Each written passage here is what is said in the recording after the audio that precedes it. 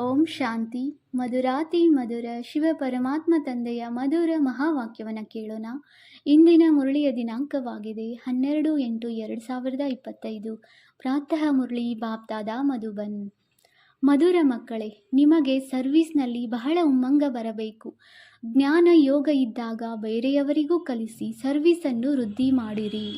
ಇಂದಿನ ಪ್ರಶ್ನೆಯಾಗಿದೆ, ಸರ್ವಿಸ್ನಲ್ಲಿ ಉಮ್ಮಂಗ ಬರದೇ ಇರಲು ಕಾರಣವೇನಾಗಿದೆ? ಯಾವ ವಿಘ್ನದ ಕಾರಣ ಉಮ್ಮಂಗವು ಬರುವುದಿಲ್ಲ?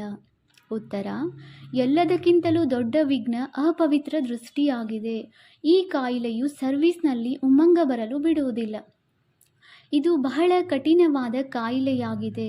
ಒಂದು ವೇಳೆ ಅಪವಿತ್ರ ದೃಷ್ಟಿಯು ತಣ್ಣಗಾಗಿಲ್ಲ, ಗೃಹಸ್ಥ ವ್ಯವಹಾರದಲ್ಲಿ 2 ಚಕ್ರಗಳು ಸರಿಯಾಗಿ ನಡೆದಿಲ್ಲವೆಂದರೆ ಗೃಹಸ್ಥವು ಹೊರೆಯಾಗುತ್ತದೆ. ಹಗುರರಾಗಿ ಸರ್ವಿಸ್ನಲ್ಲಿ ಉಮ್ಮಂಗ ಬರುವುದಿಲ್ಲ. ಗೀತೆಯಾಗಿದೆ, ಎದ್ದೇಳಿ ಪ್ರಿಯತಮೆಯರೇ ಎದ್ದೇಳಿ. ಓಂ ಶಾಂತಿ. ಮಧುರಾತಿ ಮಧುರ ಮಕ್ಕಳು, ಈ ಗೀತೆಯನ್ನು ಕೇಳಿದಿರಿ. ಇಂತಹ 2-4 ಒಳ್ಳೆಯ ಗೀತೆಗಳು ಎಲ್ಲರ ಬಳಿ ಇರಬೇಕು, ಅಥವಾ ಟೇಪ್ನಲ್ಲಿ ಭರ್ತಿ ಮಾಡಿರಿ. ಈ ಗೀತೆಗಳು ಮನುಷ್ಯರಿಂದ ಮಾಡಲ್ಪಟ್ಟಿವೆ. ಡ್ರಾಮಾ ಅನುಸಾರ ಯಾವುದು ಮಕ್ಕಳ ಕೆಲಸಕ್ಕೆ ಬರುತ್ತದೆಯೋ ಅದು ಟಚ್ ಆಗುತ್ತದೆ. ಇಂತಹ ಗೀತೆಗಳು ಮಕ್ಕಳು ಕೇಳುವುದರಿಂದ ನಶೆ ಇರುತ್ತದೆ. ಈಗ ನಾವು ಹೊಸ ರಾಜ್ಯವನ್ನು ಸ್ಥಾಪನೆ ಮಾಡುತ್ತಿದ್ದೇವೆ ಎಂಬ ನಶೆಯು ಮಕ್ಕಳಿಗಿರಬೇಕು. ಹೇಗೆ ಯಾರಾದರೂ ಯುದ್ಧ ಮಾಡುತ್ತಿದ್ದರೆ ಅವರಿಗೆ ವಿಚಾರ ಬರುತ್ತದೆ, ನಾವು ಇವರಿಂದ ರಾಜ್ಯವನ್ನು ಪಡೆಯುತ್ತೇವೆ, ಇವರ ರಾಜ್ಯವು ನಮ್ಮ ಕೈಗೆ ಬರುತ್ತದೆ ಎಂದು. ಆದರೆ ಅವರೆಲ್ಲರೂ ಅಲ್ಪಕಾಲದ ರಾಜ್ಯಕ್ಕೋಸ್ಕರ ಯುದ್ಧ ಮಾಡುತ್ತಾರೆ. ನೀವು ಮಕ್ಕಳ ಯುದ್ಧವು ಮಾಯೆಯ ಜೊತೆ ಇದೆ. ಅದು ನೀವು ಮಕ್ಕಳ ವಿನಃ ಬೇರೆ ಯಾರಿಗೂ ಗೊತ್ತಿಲ್ಲ.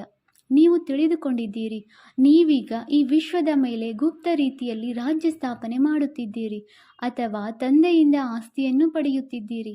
ಇದಕ್ಕೆ ವಾಸ್ತವದಲ್ಲಿ ಯುದ್ಧವೆಂದು ಹೇಳುವುದಿಲ್ಲ. ಡ್ರಾಮಾ ಅನುಸಾರ ಯಾರು ಸತೋ ಪ್ರಧಾನರಿದ್ದರೂ ಅವರು ತಮೋ ಪ್ರಧಾನರಾಗಿದ್ದಾರೆ. ಈಗ ಮತ್ತೆ ಸತೋ ಪ್ರಧಾನರಾಗಬೇಕು. ನಿಮಗೆ ನಿಮ್ಮ ಜನ್ಮಗಳ ಕತೆ ಗೊತ್ತಿಲ್ಲ. ಈಗ ತಂದೆಯು ತಿಳಿಸುತ್ತಿದ್ದಾರೆ, ಬೇರೆ ಧರ್ಮದವರಿಗೆ ಈ ಜ್ಞಾನವು ಸಿಗುವಂತಹ ಅವಕಾಶವೇ ಇಲ್ಲ. ತಂದೆಯು ಕುಳಿತು ನೀವು ಮಕ್ಕಳಿಗೆ ಎಲ್ಲವನ್ನೂ ತಿಳಿಸುತ್ತಿದ್ದಾರೆ. ಧರ್ಮದಲ್ಲಿಯೇ ಶಕ್ತಿ ಇದೆ ಎಂದು ಗಾಯನವಿದೆ. ನಮ್ಮ ಧರ್ಮ ಯಾವುದೆಂದು ಭಾರತವಾಸಿಗಳಿಗೆ ತಿಳಿದಿಲ್ಲ. ನಿಮಗೆ ತಂದೆಯ ಮುಖಾಂತರ ನಮ್ಮದು ಆದಿ ಸನಾತನ ದೇವಿ ದೇವತಾ ಧರ್ಮವಾಗಿದೆ ಎಂದು ತಿಳಿದಿದೆ. ತಂದೆಯು ಬಂದು ಮತ್ತೆ ನಿಮ್ಮನ್ನು ಆ ಧರ್ಮಕ್ಕೆ ವರ್ಗಾವಣೆ ಮಾಡುತ್ತಾರೆ. ನಮ್ಮ ಧರ್ಮವು ಎಷ್ಟು ಸುಖ ಕೊಡುತ್ತದೆ ಎಂಬುದು ನಿಮಗೆ ತಿಳಿದಿದೆ. ನೀವು ಯಾರ ಜೊತೆಯಲ್ಲಿಯೂ ಯುದ್ಧ ಮಾಡುವ ಅಗತ್ಯವಿಲ್ಲ. ನೀವೀಗ ನಿಮ್ಮ ಸ್ವಧರ್ಮದಲ್ಲಿ ಸ್ಥಿತರಾಗಬೇಕು ಮತ್ತು ತಂದೆಯನ್ನು ನೆನಪು ಮಾಡಬೇಕು. ಇದರಲ್ಲಿಯೇ ನಿಮಗೆ ಸಮಯ ಹಿಡಿಸುತ್ತದೆ. ಕೇವಲ ಹೇಳುವುದರಿಂದ ಸ್ಥಿತರಾಗುತ್ತೇವೆ ಎಂಬ ಮಾತಲ್ಲ. ನಾನಾತ್ಮ ಶಾಂತ ಸ್ವರೂಪನಾಗಿದ್ದೇನೆಂದು ಆಂತರ್ಯದಲ್ಲಿ ಈ ಸ್ಮೃತಿ ಬರಬೇಕು. ನಾವು ಆತ್ಮಗಳು ಈಗ ತಮೋಪ್ರಧಾನ ಪತಿತರಾಗಿದ್ದೇವೆ. ನಾವಾತ್ಮರು ಯಾವಾಗ ಶಾಂತಿಧಾಮದಲ್ಲಿದ್ದೆವೋ ಆಗ ಪವಿತ್ರರಾಗಿದ್ದೆವು. ಮತ್ತೆ ಪಾತ್ರ ಅಭಿನಯಿಸುತ್ತಾ ತಮೋಪ್ರಧಾನರಾಗಿದ್ದೇವೆ. ಈಗ ಮತ್ತೆ ಪವಿತ್ರರಾಗಿ ಹಿಂತಿರುಗಿ ಮನೆಗೆ ಹೋಗಬೇಕಾಗಿದೆ. ತಂದೆಯಿಂದ ಆಸ್ತಿಯನ್ನು ಪಡೆಯುವುದಕ್ಕೆ ತಮ್ಮನ್ನು ಆತ್ಮನಿಶ್ಚಯ ಮಾಡಿಕೊಂಡು ನನ್ನನ್ನು ನೆನಪು ಮಾಡಿ. ನಾವು ಈಶ್ವರನ ಸಂತಾನರೆಂದು ನಿಮಗೆ ನಶೆ ಏರುತ್ತದೆ. ತಂದೆಯಂತೂ ನೆನಪು ಮಾಡುವುದರಿಂದಲೇ ವಿಕರ್ಮ ವಿನಾಶವಾಗುತ್ತದೆ. ನೆನಪಿನಿಂದ ನಾವು ಪವಿತ್ರರಾಗಿ ಮತ್ತೆ ಶಾಂತಿಧಾಮಕ್ಕೆ ಹೋಗುತ್ತೇವೆ ಎಂಬುದು ಎಷ್ಟು ಸಹಜವಾಗಿದೆ. ಪ್ರಪಂಚದವರಿಗೆ ಈ ಶಾಂತಿಧಾಮ ಸುಖಧಾಮ ಏನೆಂಬುದು ತಿಳಿದಿಲ್ಲ. ಈ ಮಾತು ಯಾವುದೇ ಶಾಸ್ತ್ರದಲ್ಲಿಯೂ ಇಲ್ಲ. ಜ್ಞಾನಸಾಗರನ ಗೀತೆ ಒಂದೇ ಆಗಿದೆ. ಅದರ ಹೆಸರನ್ನು ಬದಲಾವಣೆ ಮಾಡಲಾಗಿದೆ. ಸರ್ವರ ಸದ್ಗತಿದಾತ ಜ್ಞಾನಸಾಗರ ಆ ಪರಮಪಿತ ಪರಮಾತ್ಮನೇ ಆಗಿದ್ದಾರೆ. ಬೇರೆ ಯಾರಿಗೂ ಜ್ಞಾನವಂತರೆಂದು ಹೇಳುವುದಿಲ್ಲ. ಯಾವಾಗ ಅವರು ಬಂದು ಜ್ಞಾನ ಕೊಡುತ್ತಾರೆಯೋ ಆಗ ನೀವು ಜ್ಞಾನವಂತರಾಗುತ್ತೀರಿ. ಈಗ ಎಲ್ಲರೂ ಭಕ್ತರಾಗಿದ್ದಾರೆ, ನೀವು ಭಕ್ತರೇ ಆಗಿದ್ದೀರಿ. ಈಗ ಮತ್ತೆ ನೀವು ಜ್ಞಾನವಂತರಾಗುತ್ತಿದ್ದೀರಿ. ನಂಬರ್ ವಾರ್ ಪುರುಷಾರ್ಥದನುಸಾರ ಜ್ಞಾನವು ಕೆಲವರಲ್ಲಿ ಇರುತ್ತದೆ, ಕೆಲವರಲ್ಲಿ ಇರುವುದಿಲ್ಲ.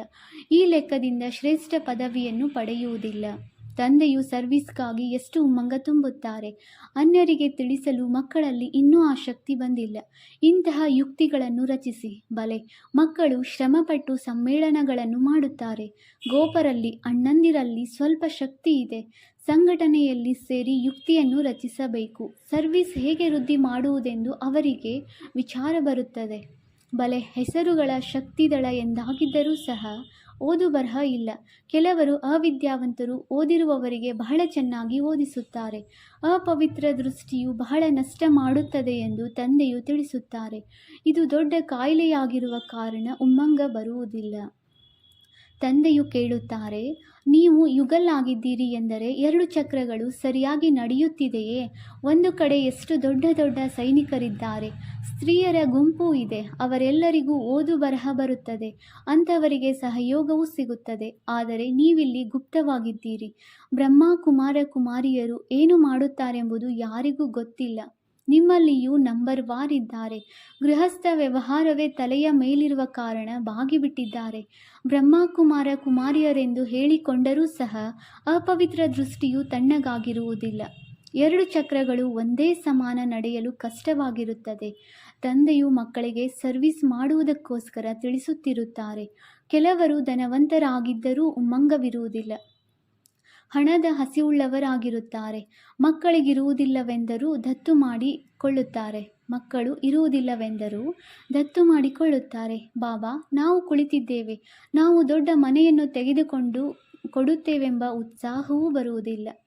ದೆಹಲಿಯು ರಾಜಧಾನಿ ಹಾಗೂ ಮುಖ್ಯ ಕೇಂದ್ರವಾಗಿರುವ ಕಾರಣ ತಂದೆಯ ದೃಷ್ಟಿಯು ವಿಶೇಷವಾಗಿ ದೆಹಲಿಯ ಮೇಲಿದೆ. ತಂದೆಯು ಹೇಳುತ್ತಾರೆ, ದೆಹಲಿಯಲ್ಲಿ ವಿಶೇಷವಾಗಿ ಸರ್ವಿಸ್ ಮಾಡಲು ಮುತ್ತಿಗೆ ಹಾಕಿ ಅನ್ಯರಿಗೆ ತಿಳಿಸಿಕೊಡಲು ಒಳಗಡೆ ನುಗ್ಗಬೇಕು. ಪಾಂಡವರಿಗೆ ಕೌರವರಿಂದ ಮುರುಡಿ ಭೂಮಿಯು ಸಿಗಲಿಲ್ಲವೆಂದು ಗಾಯನವಿದೆ. ಕೌರವ ಎಂಬ ಅಕ್ಷರವು ಗೀತೆಯಲ್ಲಿದೆ. ಭಗವಂತನು ಬಂದು ರಾಜಯೋಗವನ್ನು ಕಲಿಸಿರುವ ಕಾರಣ ಅದರ ಹೆಸರು ಗೀತೆ ಎಂದು ಇಡಲಾಗಿದೆ. ಆದರೆ ಗೀತೆಯ ಭಗವಂತನನ್ನು ಮರೆತಿದ್ದಾರೆ. ಆ ಕಾರಣ ತಂದೆಯು ಗಳಿಗೆ ಗಳಿಗೆಗೂ ಮುಖ್ಯವಾಗಿ ಇದೇ ವಿಷಯದ ಪ್ರತಿ ತಿಳಿಸಿ ಎಂದು ಹೇಳುತ್ತಿರುತ್ತಾರೆ. ಬನಾರಸಿ ವಿದ್ಯುತ್ ಮಂಡಳಿಯವರಿಗೆ ತಿಳಿಸಿ. ಮೊದಲೆಲ್ಲ ತಂದೆಯು ಹೇಳುತ್ತಿದ್ದರು. ಬಾಬಾ ಯುಕ್ತಿಯನ್ನು ಹೇಳುತ್ತಿರುತ್ತಾರೆ. ಮಕ್ಕಳು ಬಹಳ ಪ್ರಯತ್ನ ಪಡಬೇಕು. ತಂದೆಯು ಪದೇ ಪದೇ ತಿಳಿಸುತ್ತಾರೆ. ನಂಬರ್ 1 ದೆಹಲಿಯಲ್ಲಿ ಯುಕ್ತಿಯನ್ನು ರಚಿಸಿ. ಸಂಘಟನೆಯಲ್ಲಿಯೂ ಇದರ ಪ್ರತಿ ವಿಚಾರ ಮಾಡಿ. ಮುಖ್ಯವಾದ ಮಾತು ದೆಹಲಿಯಲ್ಲಿ ಹೇಗೆ ದೊಡ್ಡ ಮೇಳ ಮಾಡಬೇಕು ಎಂಬುದಾಗಿದೆ. ಅವರು ದೆಹಲಿಯಲ್ಲಿ ಬಹಳ ಉಪವಾಸ ಸತ್ಯಾಗ್ರಹ ಮಾಡುತ್ತಾರೆ. ನೀವೇನು ಅಂತಹ ಕೆಲಸ ಮಾಡುವ ಹಾಗಿಲ್ಲ. ಹೊಡೆದಾಟ ಜಗಳವೂ ಇಲ್ಲ. ಕೇವಲ ನೀವು ಮಲಗಿರುವವರನ್ನು ಜಾಗೃತಗೊಳಿಸಿರಿ. ದೆಹಲಿಯಲ್ಲಿರುವವರಿಗಾಗಿಯೇ ನೀವು ಪರಿಶ್ರಮ ಪಡಬೇಕು. ಕಲ್ಪದ ಹಿಂದಿನಂತೆ ಸೃಷ್ಟಿಗೂ ಮಾಲೀಕರಾಗುತ್ತೀರಿ ಹಾಗೂ ಬ್ರಹ್ಮಾಂಡಕ್ಕೂ ಮಾಲೀಕರಾಗುತ್ತೀರಿ ಎಂಬುದು ನಿಮಗೆ ತಿಳಿದಿದೆ. ಇದು ಪಕ್ಕಾ ಆಗಿದೆ. ವಿಶ್ವದ ಮಾಲೀಕರಂತೂ ಆಗಲೇಬೇಕು. ಅಲ್ಲಿ ಜ್ಞಾನದ ಗೋಲಿಯನ್ನು ಹೊಡೆಯುವುದಕ್ಕೆ ಈಗ ನಿಮಗೆ ಮುರುಡಿ ಭೂಮಿಯು ರಾಜಧಾನಿಯಲ್ಲಿಯೇ ಬೇಕಾಗಿದೆ. ಗಣ್ಯ ವ್ಯಕ್ತಿಗಳಿಗೆ ಸಂದೇಶ ಕೊಡಬೇಕು. ಈ ಸಮಯದಲ್ಲಿ ಭಾರತದ ಬಡವರ ಸೇವೆಯನ್ನು ಮಾಡುವುದಕ್ಕೆ ತಂದೆಯು ಬಂದಿದ್ದಾರೆ. ದೆಹಲಿಯಲ್ಲಿ ಬಹಳ ಸರ್ವಿಸ್ ಮಾಡಬೇಕು. ಬಾಬಾ ಸೂಚನೆಯನ್ನು ಕೊಡುತ್ತಿರುತ್ತಾರೆ. ಬಾಬಾ ನಮ್ಮ ಗಮನವನ್ನು ಸೆಳೆಯುತ್ತಿದ್ದಾರೆ ಎಂದು ದೆಹಲಿಯಲ್ಲಿ ಇರುವವರು ತಿಳಿಯುತ್ತಾರೆ. ಪರಸ್ಪರ ಕ್ಷೀರಖಂಡವಾಗಿರಬೇಕು. ತಾವು ಪಾಂಡವರು ಕೋಟೆಯನ್ನು ನಿರ್ಮಿಸಬೇಕು. ಅದು ದೆಹಲಿಯಲ್ಲಿಯೇ ಆಗಬೇಕಾಗಿದೆ. ಇದರಲ್ಲಿ ಬುದ್ಧಿಯು ಬಹಳ ಚೆನ್ನಾಗಿರಬೇಕು. ಬಹಳಷ್ಟು ಮಾಡಿ ತೋರಿಸಬಹುದು. ನಮ್ಮ ದೇಶ ಭಾರತ, ನಾವು ಈ ರೀತಿ ಮಾಡುತ್ತೇವೆಂದು ಹಾಡನ್ನು ಹಾಡುತ್ತಾರೆ. ಆದರೆ ಅವರಲ್ಲಿ ಸ್ವಲ್ಪವೂ ಧೈರ್ಯವಿಲ್ಲ. ವಿದೇಶಿಯರ ಕೈವಾಡವಿಲ್ಲದೆ ಅವರು ಮೇಲೆ ಬರಲು ಆಗುವುದಿಲ್ಲ. ಆದರೆ ನಿಮಗೆ ಬೆಹದ್ದಿನ ತಂದೆಯಿಂದ ಬಹಳ ಸಹಯೋಗ ಸಿಗುತ್ತಿದೆ. ಇಷ್ಟು ಸಹಯೋಗವನ್ನು ಬೇರೆ ಯಾರೂ ಕೊಡುವುದಕ್ಕಾಗುವುದಿಲ್ಲ. ಈಗ ಬಹಳ ಬೇಗನೆ ಕೋಟೆಯನ್ನು ರಚಿಸಬೇಕು. ನೀವು ಮಕ್ಕಳಿಗೆ ತಂದೆಯು ವಿಶ್ವದ ಆಸ್ತಿ ಕೊಡುತ್ತಾರೆಂದರೆ ನಿಮ್ಮಲ್ಲಿ ಉತ್ಸಾಹವೂ ಇರಬೇಕು. ಬಹಳ ಮಕ್ಕಳ ಬುದ್ಧಿಯು ಅಲ್ಲಸಲ್ಲದ ಮಾತುಗಳಲ್ಲಿ ಸಿಕ್ಕಿ ಹಾಕಿಕೊಂಡಿರುತ್ತದೆ. ಹೆಚ್ಚಿನದಾಗಿ ಬಂಧನಗಳ ಆಪತ್ತು ಮಾತೆಯರಿಗೆ ಬರುತ್ತದೆ. ಅಣ್ಣಂದಿರಿಗೆ ಅಷ್ಟೊಂದು ಬರುವುದಿಲ್ಲ. ಮಾತೆಯರಿಗೆ ಅಬಲೆಯರೆಂದು ಹೇಳುತ್ತಾರೆ. ಪುರುಷರಿಗೆ ಶಕ್ತಿವಂತರೆಂದು ಹೇಳುತ್ತಾರೆ. ಪುರುಷ ವಿವಾಹವಾಗುತ್ತಾನೆಂದರೆ ಅವನಿಗೆ ಶಕ್ತಿ ಕೊಡುತ್ತಾರೆ. ನೀನೇ ಗುರು, ಈಶ್ವರ, ಎಲ್ಲವೂ ಎಂದು. ಸ್ತ್ರೀ ಅವನನ್ನು ಅನುಸರಿಸುತ್ತಾಳೆ. ಹಿಂದೆ ಬಿದ್ದಿರುವವರಿಗೆ ಖಂಡಿತವಾಗಿಯೂ ಬಾಲ ಎಂದೇ ಹೇಳಲಾಗುತ್ತದೆಯಲ್ಲವೇ?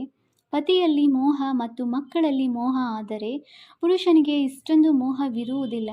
ಅವರಿಗೆ ಒಂದು ಚಪ್ಪಲಿ, ಪತ್ನಿ ಹೋದರೆ ಇನ್ನೊಂದು, ಮತ್ತೊಂದು ಹವ್ಯಾಸವಾಗಿ ಬಿಟ್ಟಿರುತ್ತದೆ. ಬಾಬಾ ತಿಳಿಸುತ್ತಾರೆ, ಇದನ್ನು ಸಹ ದಿನಪತ್ರಿಕೆಯಲ್ಲಿ ಹಾಕಿಸಿ. ಮಕ್ಕಳು ತಂದೆಯನ್ನು ಪ್ರತ್ಯಕ್ಷ ಮಾಡಬೇಕು. ಇದನ್ನು ತಿಳಿಸುವುದು ನಿಮ್ಮ ಕೆಲಸವಾಗಿದೆ. ತಂದೆಯ ಜೊತೆಯಲ್ಲಿ ದಾದಾರವರು ಇದ್ದಾರೆ. ಇವರು ಹೊರಗಡೆ ಹೋಗುವುದಿಲ್ಲ. ಶಿವ ತಂದೆಯೇ ಇದನ್ನು ನಮಗೆ ಹೇಳಿ ನಮ್ಮ ಮೇಲೆ ಇಂತಹ ಆಪತ್ತು ಬಂದಿದೆ, ಇದಕ್ಕೆ ನೀವು ಸಲಹೆಯನ್ನು ನೀಡಿ ಎಂದು ತಂದೆಯನ್ನು ಕೇಳುತ್ತಾರೆ. ಪತಿತರನ್ನು ಪಾವನ ಮಾಡುವುದಕ್ಕಾಗಿಯೇ ತಂದೆಯು ಬಂದಿದ್ದಾರೆ. ತಂದೆಯು ತಿಳಿಸುತ್ತಾರೆ, ನೀವು ಮಕ್ಕಳಿಗೆ ಎಲ್ಲದರ ಜ್ಞಾನವು ಸಿಗುತ್ತಿದೆ. ಪ್ರಯತ್ನಪಟ್ಟು ಒಟ್ಟಾಗಿ ಸೇರಿ ಸಲಹೆಯನ್ನು ತೆಗೆಯಿರಿ. ನೀವು ಮಕ್ಕಳೀಗ ವಿಹಂಗ ಮಾರ್ಗದ ಸೇವೆಯ ತಮಾಷೆಯನ್ನು ತೋರಿಸಬೇಕು. ಇರುವೆ ಸಮಾನದ ಮಾರ್ಗವಂತೂ ನಡೆಯುತ್ತಲೇ ಬಂದಿದೆ, ಆದರೆ ಈಗ ಅನೇಕರ ಕಲ್ಯಾಣ ಮಾಡುವಂತಹ ತಮಾಷೆಯನ್ನು ತೋರಿಸಿ. ತಂದೆಯು ಇದನ್ನು ಕಲ್ಪದ ಹಿಂದೆಯೂ ತಿಳಿಸಿದ್ದರು, ಈಗಲೂ ತಿಳಿಸುತ್ತಿದ್ದಾರೆ. ಅನೇಕರ ಬುದ್ಧಿಯು ಒಂದಲ್ಲ ಒಂದು ಕಡೆ ಸಿಕ್ಕಿ ಹಾಕಿಕೊಂಡಿದೆ. ಉಮ್ಮಂಗವೇ ಇಲ್ಲ. ತಕ್ಷಣ ದೇಹಾಭಿಮಾನದಲ್ಲಿ ಬಂದು ಬಿಡುತ್ತಾರೆ. ದೇಹದ ಅಭಿಮಾನವೇ ಸತ್ಯ ನಾಶ ಮಾಡುತ್ತದೆ. ಈಗ ತಂದೆಯು ಸತ್ಯ ಶ್ರೇಷ್ಠರನ್ನಾಗಿ ಮಾಡುವುದಕ್ಕೆ ಎಷ್ಟು ಸಹಜ ಮಾತುಗಳನ್ನು ತಿಳಿಸುತ್ತಿದ್ದಾರೆ. ತಂದೆಯನ್ನು ನೆನಪು ಮಾಡಿದಾಗಲೇ ಶಕ್ತಿಯೂ ಬರುತ್ತದೆ, ಇಲ್ಲವೆಂದರೆ ಸಿಗುವುದಿಲ್ಲ. ಬಲೆ ಸೇವಾ ಕೇಂದ್ರವನ್ನು ಸಂಭಾಲನೆ ಮಾಡುತ್ತಾರೆ, ಆದರೆ ನಶೆಯೇ ಇರುವುದಿಲ್ಲ, ಏಕೆಂದರೆ ದೇಹಾಭಿಮಾನದಲ್ಲಿರುತ್ತಾರೆ. ಆತ್ಮಾಭಿಮಾನಿಯಾದಾಗ ನಶೆ ಇರುತ್ತದೆ. ನಾವು ಯಾರಿಗೆ ಮಕ್ಕಳಾಗಿದ್ದೇವೆ? ತಂದೆಯು ತಿಳಿಸುತ್ತಾರೆ, ಎಷ್ಟು ನೀವು ಆತ್ಮಾಭಿಮಾನಿಯಾಗಿರುತ್ತೀರೋ ಅಷ್ಟು ನಿಮ್ಮಲ್ಲಿ ಬಲ ಬರುತ್ತದೆ. ಅರ್ಧಕಲ್ಪ ದೇಹಾಭಿಮಾನದ ನಶೆಯಲ್ಲಿದ್ದೀರಿ, ಈಗ ಆತ್ಮಾಭಿಮಾನಿಯಾಗುವುದರಲ್ಲಿ ಶ್ರಮ ಪಡಬೇಕಾಗಿದೆ. ತಂದೆಯು ಜ್ಞಾನ ಸಾಗರನಾಗಿದ್ದಾರೆ. ನಾವು ಜ್ಞಾನವನ್ನು ಪಡೆದಿದ್ದೇವೆ, ಅನೇಕರಿಗೆ ತಿಳಿಸುತ್ತೇವೆ ಎಂದಲ್ಲ, ಆದರೆ ನೆನಪಿನ ಹರಿತವೂ ಇರಬೇಕು. ಜ್ಞಾನ ಕತ್ತಿಯಾಗಿದೆ, ನೆನಪು ಯಾತ್ರೆಯಾಗಿದೆ, ಎರಡು ಬೇರೆ ಬೇರೆಯಾಗಿದೆ. ಜ್ಞಾನದಲ್ಲಿ ನೆನಪಿನ ಯಾತ್ರೆಯ ಹರಿತ ಬೇಕು. ಇದು ಇಲ್ಲವೆಂದರೆ ಕಟ್ಟಿಗೆಯ ಕತ್ತಿಯಾಗಿ ಬಿಡುತ್ತದೆ. ಸಿಖ್ಖರು ಕತ್ತಿಗೆ ಎಷ್ಟೊಂದು ಮಾನ್ಯತೆಯನ್ನು ಕೊಡುತ್ತಾರೆ. ಅದು ಯುದ್ಧ ಮಾಡುವ ಹಿಂಸೆಯ ಕತ್ತಿಯಾಗಿದ್ದು, ವಾಸ್ತವದಲ್ಲಿ ಗುರುಗಳು ಯುದ್ಧ ಮಾಡುವುದಿಲ್ಲ. ಅವರು ಅಹಿಂಸಾ ಪ್ರವೃತ್ತಿಯುಳ್ಳವರಾಗಿರಬೇಕಲ್ಲವೇ? ಯುದ್ಧದಿಂದ ಸದ್ಗತಿಯಾಗುತ್ತದೆಯೇ? ನಿಮ್ಮದು ಇಲ್ಲಿ ಯೋಗದ ಮಾತಾಗಿದೆ. ನೆನಪಿನ ಬಲವಿಲ್ಲದೆ ಜ್ಞಾನದ ಕತ್ತಿಯು ಕೆಲಸ ಮಾಡುವುದಿಲ್ಲ. ಅಪವಿತ್ರ ದೃಷ್ಟಿಯು ಬಹಳ ನಷ್ಟವನ್ನುಂಟು ಮಾಡುತ್ತದೆ. ಆತ್ಮವು ಕಿವಿಯ ಮೂಲಕ ಕೇಳುತ್ತದೆ. ತಂದೆಯು ತಿಳಿಸುತ್ತಾರೆ, ನೀವು ನೆನಪಿನಲ್ಲಿ ಮಸ್ತರಾಗಿದ್ದಾಗ ಸರ್ವಿಸ್ ವೃದ್ಧಿಯಾಗುತ್ತದೆ. ಕೆಲವೊಮ್ಮೆ ನಮ್ಮ ಸಂಬಂಧಿಗಳು ಕೇಳುವುದೇ ಇಲ್ಲವೆಂದು ತಂದೆಗೆ ಹೇಳುತ್ತಾರೆ. ಆಗ ತಂದೆಯು ತಿಳಿಸುತ್ತಾರೆ, ನೆನಪಿನ ಯಾತ್ರೆಯಲ್ಲಿ ಕಚ್ಚಾ ಇದ್ದೀರಿ, ಆದ್ದರಿಂದ ಜ್ಞಾನದ ಕತ್ತಿ ಕೆಲಸ ಮಾಡುತ್ತಿಲ್ಲ. ನೆನಪಿನಲ್ಲಿರುವ ಶ್ರಮ ಪಡಿ, ಇದು ಗುಪ್ತ ಶ್ರಮವಾಗಿದೆ. ಮುರುಳಿ ನುಡಿಸುವುದು ಪ್ರತ್ಯಕ್ಷವಾದ ಕೆಲಸ. ನೆನಪು ಗುಪ್ತವಾಗಿದೆ. ಯಾವುದರಿಂದ ಶಕ್ತಿಯು ಸಿಗುತ್ತದೆ? ಜ್ಞಾನದಿಂದ ಶಕ್ತಿಯು ಸಿಗುವುದಿಲ್ಲ. ನೆನಪಿನ ಬಲದಿಂದಲೇ ಪತಿತರಿಂದ ಪಾವನರಾಗುತ್ತೀರಿ. ಸಂಪಾದನೆಗೆ ಪುರುಷಾರ್ಥ ಮಾಡಬೇಕು. ಮಕ್ಕಳಲ್ಲಿ ಯಾವಾಗ ನೆನಪು ಏಕರಸವಾಗಿರುತ್ತದೆ, ಸ್ಥಿತಿಯು ಚೆನ್ನಾಗಿರುತ್ತದೆಯೋ ಆಗ ಬಹಳ ಖುಷಿ ಇರುತ್ತದೆ.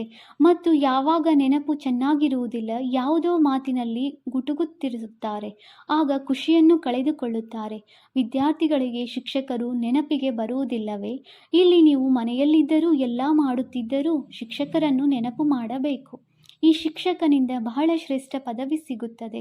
ಗೃಹಸ್ಥ ವ್ಯವಹಾರದಲ್ಲಿಯೂ ಇರಿ. ಶಿಕ್ಷಕರ ನೆನಪು ಬಂದಾಗ ತಂದೆ ಹಾಗೂ ಗುರುವಿನ ನೆನಪು ಬರುತ್ತದೆ. ಎಷ್ಟು ಪ್ರಕಾರವಾಗಿ ತಂದೆಯು ತಿಳಿಸುತ್ತಿರುತ್ತಾರೆ. ಆದರೆ ಮನೆಯಲ್ಲಿ ಹಣ, ಸಂಪತ್ತು, ಮಕ್ಕಳು, ಮೊಮ್ಮಕ್ಕಳು ಎಲ್ಲವನ್ನೂ ನೋಡುತ್ತಾ ಮರೆತು ಬಿಡುತ್ತಾರೆ. ತಂದೆಯು ಬಹಳ ತಿಳಿಸುತ್ತಿರುತ್ತಾರೆ, ನೀವು ಆತ್ಮಗಳಿಗೆ ಸರ್ವಿಸ್ ಮಾಡಿ.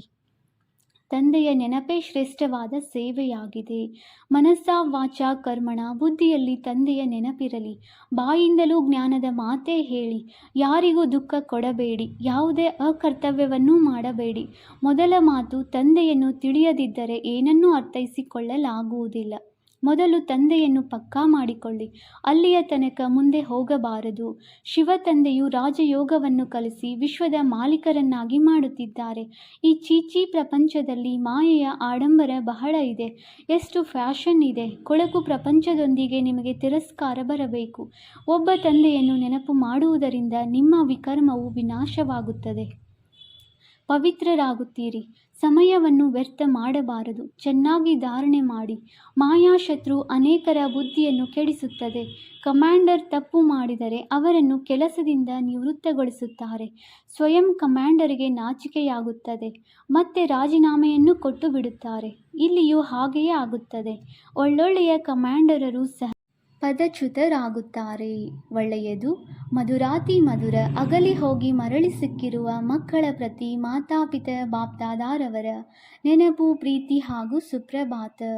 ಆತ್ಮೀಯ ಮಕ್ಕಳಿಗೆ ಆತ್ಮೀಯ ತಂದೆಯ ನಮಸ್ತೆ. ನಾವು ಆತ್ಮೀಯ ಮಕ್ಕಳಿಂದ ಆತ್ಮೀಯ ತಂದೆಗೆ ನೆನಪು, ಪ್ರೀತಿ ಹಾಗೂ ನಮಸ್ತೆ ನಮಸ್ತೆ ನಮಸ್ತೆ. ಧಾರಣೆಗಾಗಿ ಮುಖ್ಯ ಸಾರ. ಪಾಯಿಂಟ್ ನಂಬರ್ 1, ನೆನಪಿನ ಗುಪ್ತ ಪರಿಶ್ರಮ ಪಡಬೇಕು. ನೆನಪಿನ ಮಸ್ತಿಯಲ್ಲಿ ಇರುವುದರಿಂದ ಸರ್ವಿಸ್ ಸ್ವತಃವಾಗಿ ವೃದ್ಧಿಯಾಗುತ್ತದೆ. ಮನಸ್ಸ ವಾಚ ಕರ್ಮಣ ನೆನಪಿನಲ್ಲಿರುವ ಪುರುಷಾರ್ಥ ಮಾಡಬೇಕಾಗಿದೆ. ಪಾಯಿಂಟ್ ನಂಬರ್ 2, ಬಾಯಿಂದ ಜ್ಞಾನದ ಮಾತುಗಳನ್ನೇ ತಿಳಿಸಿ. ಯಾರಿಗೂ ದುಃಖ ಕೊಡಬಾರದು. ಯಾವುದೇ ಅಕರ್ತವ್ಯ ಮಾಡಬೇಡಿ. ಆತ್ಮಾಭಿಮಾನಿಯಾಗುವ ಪರಿಶ್ರಮ ಪಡಬೇಕು. ವರದಾನ: ಕಬ್ಬಿಣ ಸಮಾನ ಆತ್ಮವನ್ನು ಪಾರಸವನ್ನಾಗಿ ಮಾಡುವಂತಹ ಮಾಸ್ಟರ್ ಪಾರಸನಾಥ್ ಭವ. ತಾವೆಲ್ಲರೂ ಪಾರಸನಾಥ ತಂದೆಯ ಮಕ್ಕಳು, ಮಾಸ್ಟರ್ ಪಾರಸನಾಥರಾಗಿರುವಿರಿ. ಆದ್ದರಿಂದ ಯಾವುದೇ ರೀತಿಯ ಲೋಹದಂತಹ ಆತ್ಮವಾಗಿರಲಿ, ಆದರೆ ನಿಮ್ಮ ಸಂಘದಿಂದ ಲೋಹವೂ ಸಹ ಪಾರಸವಾಗಿ ಬಿಡಬೇಕು. ಇದು ಲೋಹವಾಗಿದೆ ಎಂದು ಯೋಚಿಸಬೇಡಿ. ಪಾರಸದ ಕೆಲಸವಾಗಿದೆ ಲೋಹವನ್ನು ಪಾರಸ ಮಾಡುವುದು. ಇದೇ ಲಕ್ಷ್ಯ ಮತ್ತು ಲಕ್ಷಣ ಸದಾ ಸ್ಮೃತಿಯಲ್ಲಿಟ್ಟು ಪ್ರತಿ ಸಂಕಲ್ಪ, ಪ್ರತಿ ಕರ್ಮ ಮಾಡಬೇಕು. ಆಗ ಅನುಭವವಾಗುವುದು. ನಾನು ಆತ್ಮನ ಬೆಳಕಿನ ಕಿರಣಗಳು ಅನೇಕ ಆತ್ಮಗಳಿಗೆ ಚಿನ್ನದಂತೆ ಮಾಡುವ ಶಕ್ತಿಯನ್ನು ಕೊಡುತ್ತಿದೆ. ಸ್ಲೋಗನ್: ಪ್ರತಿ ಕಾರ್ಯ ಸಾಹಸದಿಂದ ಮಾಡಿ, ಆಗ ಸರ್ವರಿಂದ ಸಮ್ಮಾನ ಪ್ರಾಪ್ತಿಯಾಗುವುದು. ಅವ್ಯಕ್ತ ಸೂಚನೆ: ಸಹಜ ಯೋಗಿ ಆಗಬೇಕೆಂದರೆ ಪರಮಾತ್ಮನ ಪ್ರೀತಿಯ ಅನುಭವಿಯಾಗಿರಿ. ಪರಮಾತ್ಮನ ಪ್ರೀತಿ ಈ ಶ್ರೇಷ್ಠ ಬ್ರಾಹ್ಮಣ ಜನ್ಮದ ಆಧಾರವಾಗಿದೆ. ಹೇಳಲಾಗುತ್ತದೆ, ಎಲ್ಲಿ ಪ್ರೀತಿ ಇದೆ ಅಲ್ಲಿ ಜಗತ್ತಿದೆ, ಜೀವನವಿದೆ. ಪ್ರೀತಿ ಇಲ್ಲವೆಂದರೆ ಜೀವನವಿಲ್ಲ, ಜಗತ್ತಿಲ್ಲ. ಪ್ರೀತಿ ಸಿಕ್ಕಿದರೆ ಅರ್ಥಾತ್ ಜಗತ್ತೇ ಸಿಕ್ಕಿದೆ. ಪ್ರಪಂಚವು ಒಂದು ಹನಿಯ ಬಾಯಾರಿಕೆಯಲ್ಲಿದ್ದಾರೆ ಮತ್ತು ನೀವು ಮಕ್ಕಳದು ಈ ಪ್ರಭು ಪ್ರೀತಿಯೇ ಆಸ್ತಿಯಾಗಿದೆ. ಇದೇ ಪ್ರಭು ಪ್ರೀತಿಯಿಂದ ಬೆಳೆಯುತ್ತೀರಿ, ಅರ್ಥಾತ್ ಬ್ರಾಹ್ಮಣ ಜೀವನದಲ್ಲಿ ಮುಂದುವರಿಯುತ್ತೀರಿ. ಸದಾ ಪ್ರೀತಿಯ ಸಾಗರದಲ್ಲಿ ಲವಲೀನರಾಗಿರಿ. ಓಂ ಶಾಂತಿ.